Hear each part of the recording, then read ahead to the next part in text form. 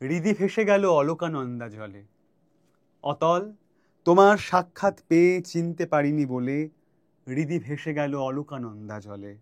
করো আনন্দ, আয়োজন করে পড়ো। লিপি চিত্রিত, লিপি আঁকা বাঁকা পাহাড়ের সানুতলে যে একা ঘুরছে, তাকে খুঁজে বার করো।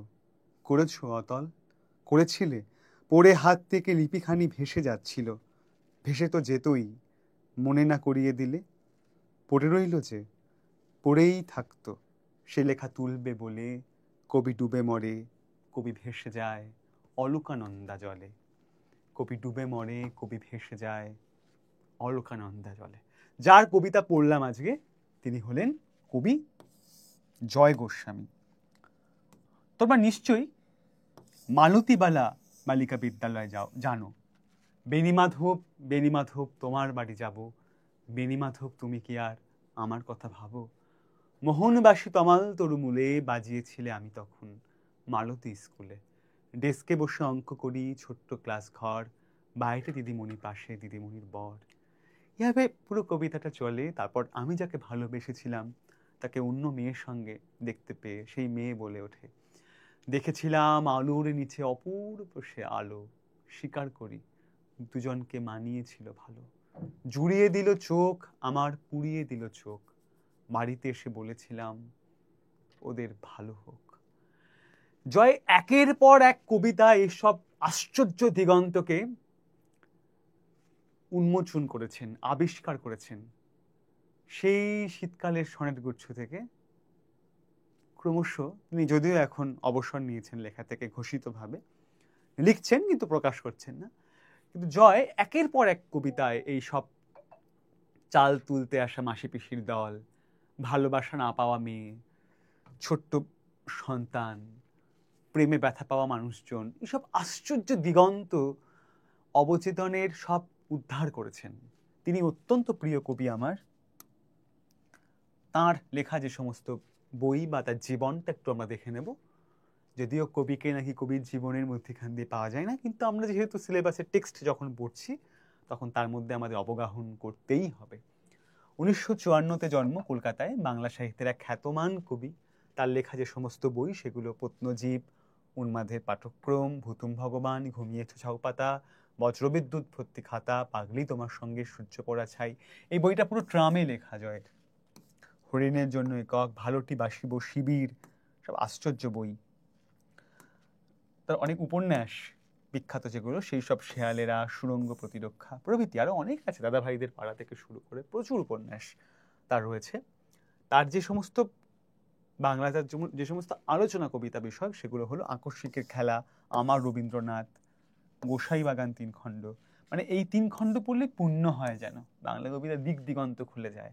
জয়ের কাছে আমরা করজোড়ে কৃতজ্ঞ, তিনি এই কাজটি করেছেন। আচ্ছা, আমরা বেশি কথা না বলে এবার কবিতায় প্রবেশ করব। কবিতার শুরুর লাইন আমরা দেখি, আমরা তো অল্পে খুশি, কি হবে দুঃখ করে, আমাদের দিন চলে যায় সাধারণ ভাত কাপড়ে। এই দুটো লাইন থেকে আমরা বুঝতে পারছি একটা শ্রেণী যেন কথা বলে উঠছে। কি বলছে? আমরা, আমি নয় কিন্তু, আমরা তো অল্পে খুশি, কি হবে দুঃখ করে, আমাদের দিন চলে যায় সাধারণ ভাত কাপড়ে। চলে যায় দিন আমাদের অসুখে ধার দেনাতে, রাত্রিরে দুভাই মিলে টান দি গঞ্জিকাতে। তাহলে এমন একটা সংসার বর্ণনা পাচ্ছি আমরা, এমন একটা প্রতিবেশ বর্ণনা পাচ্ছি যেখানে দুজন পুরুষ এর একটা সংসারে রয়েছে। সেখানে কি হচ্ছে, তাদের দিন খুব দুঃখ করে ধার দেনা করে কষ্ট সৃষ্টে চলে যায়। যখন চলে না, অসুখ তো আসেই জীবনের মধ্যে যখন মানুষ থাকে, অসুখ আসে, ধার দেনা আসে, তখন তার রাত্রিবেলা বসে গঞ্জি কাটে, টান দেয়, গাঁজা খায়। সব দিন হয় না বাজার, হলে হয় মাত্রা ছাড়া, বাড়িতে ফেরার পথে কিনে আনি গোলাপ চারা। জীবন থেকে কি সৌন্দর্য তাই বলে চলে গিয়েছে? যায়নি। একদিন উপার্জনটা একটু বেশি হলে একদিনেই খরচ। এরকম লোকেদের তোমরা দেখে থেকেছো, যে এই ভ্যান চালায়, অনেক মানুষ দেখবে একেবারে জীবনে লটর পটর করতে করতে হেঁটে হেঁটে আসছে, জুতো কোথায় খুলে গেছে খেয়াল নেই, একদম গলা অব্দি চুর হয়ে আছে নেশায়, পৃথিবীর সব থেকে সুখী মানুষ তাকে মনে হচ্ছে।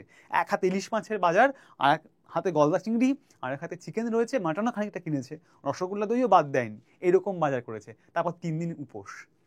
তো সেই লোকেদের কথা বলা হচ্ছে, এবং তাদের কি গোলাপ চারা কিনে আনছে। খেতে পায় না, কিন্তু একদিন শখ হয়েছে গোলাপ চারা, ফুলের গাছ কিনে যায়, ফুল গাছ পুঁতবে, ছাদে বাগান করবে। কিন্তু পুঁতবো কোথায়?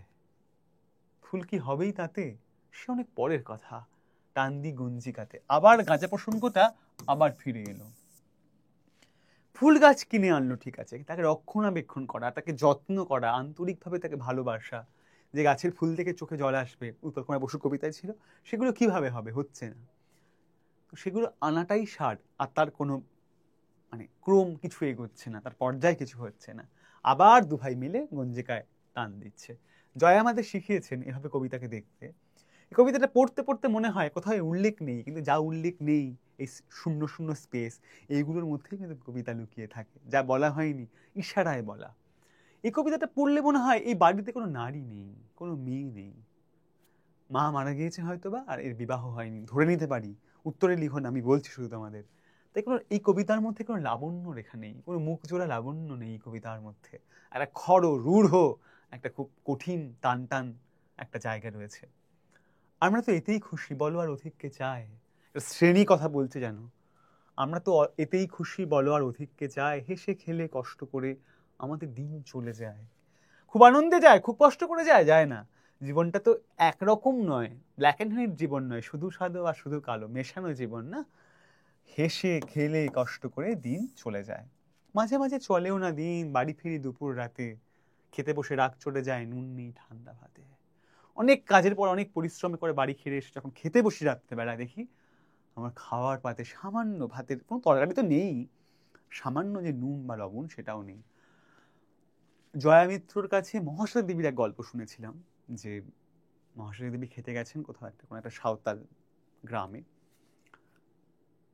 মহাশ্বেতা দেবী খেতে বসেছেন, খাবার দেওয়া হয়েছে, ভাত সাজিয়ে দেওয়া হয়েছে। মহাশ্বেতা দেবী প্রশ্ন করছেন কি দিয়ে খাবো। তখন সেই বাড়ির যে বৃদ্ধা, তিনি বলছেন মহাশ্বেতা দেবীকে, কেন? হাত দিয়ে। মানে সেই পরিবারের তরকারি, ডাল, মাছ, এগুলো হলো মানে বিলাসিতার, মানে ভাতের পাশে কোনোদিন তরকারি দেখেই নি। তাই মহাশয় যখন প্রশ্ন করছে খাবো কি করে, কি দিয়ে খাবো, তখন সেই বৃদ্ধা, যার চুল সাদা হয়ে এসেছে, বিকেলবেলা রং যাদের যার গায়ে, তিনি বলছেন হাত দিয়ে খাওয়ার কথা। গল্পটার মধ্যে একটা অদ্ভুত ভাষার চমক আছে, গহীনে গভীরে ভাবলে কিন্তু বুকের এখানে এসে লাগে।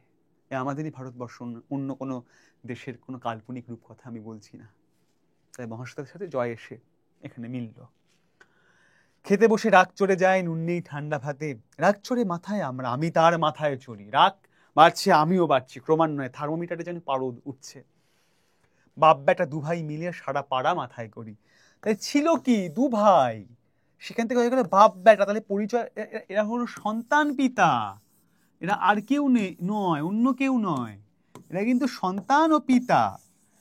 এই একসাথে জীবন কাটাতে কাটাতে, ঘষা খেতে খেতে, ছ্যাঁচড়াতে ছ্যাঁচড়াতে, তাদের সম্পর্ক এমন এক সহজ জায়গায়, এমন এক ভূমিতে এসে দাঁড়িয়েছে, তারা বন্ধুর মতো হয়ে গেছে। তাই পরস্পরকে ভাই বলে সম্বোধন করা হচ্ছে। জয় গোস্বামীর পক্ষে সম্ভব এটা করা। করি তো কার্তাতে কি, আমরা তো সামান্য লোক, আমাদের শুকনো ভাতে লবণের ব্যবস্থা হোক। বলছে যে আমরা রাগ করি, আমরা গাঁজা খাই, আমরা যা খুশি করি, আমরা সমাজের একদম নিচুর লোক, আমরা নিম্নবর্গের লোক, আমাদের কেউ ঘুরে তাকায় না, শুধু ভোট ছাড়া। আমরা যা খুশি করব, কিন্তু আমাদের একটা দাবি আছে, আমাদের মহৎ বিরাট বড় কোনো দাবি নেই। অন্নদামঙ্গল কাব্যের সেই ঈশ্বরী পাঠটির কথা ছিল, আমার সন্তান যেন থাকে দুধে ভাতে, সেই কথা কেমন করে বেঁকে চুড়ে তার ভেতর দিয়ে সেখানে লাগলো, আমাদের শুকনো ভাতে লবণের ব্যবস্থা হোক। কিচ্ছু না, সামান্য নুন, এক শ্রেণী যেন কথা বলে ওঠে ইস্তেহারের মতো, আমাদের লবণের ব্যবস্থা হোক, ব্যবস্থা হোক, ব্যবস্থা হোক, দাবি মানতে হবে, মানতে হবে, মানতে হবে। ঈশ্বর যেন কবিতার মধ্যে শেষে শোনা যায়। খুব ভালো করে পড়ো, বুঝে পড়ো, শুধু পড়ে উত্তরে আসে পড়ো না, বুঝলে, হৃদয় দিয়ে মন দিয়ে পড়ো, খুব ভালোবেসে পড়ো, দেখো তুমি ভুলতে পারবে না। পড়ো, কোথাও আটকালে বলো, আমি বুঝিয়ে দেবো। আর বন্ধুদের মধ্যে শেয়ার করো, ভাগ করে দাও, তাতে করে ক্লাসটা অনেকে দেখতে পারবে, ভালো হবে, সবাই খুব ভালো থাকবে, সুন্দর থাকবে, অনেক বড় হবে। পরের ক্লাসে আবার তোমাদের সঙ্গে দেখা হচ্ছে। আজ এটুকুই, টাটা।